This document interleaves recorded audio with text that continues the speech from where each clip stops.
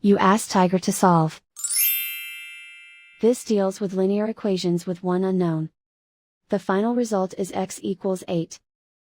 Let's solve it step by step. Move the negative sign from the denominator to the numerator. Isolate the x. Multiply both sides by 2. Group like terms. Multiply the coefficients. Simplify the arithmetic.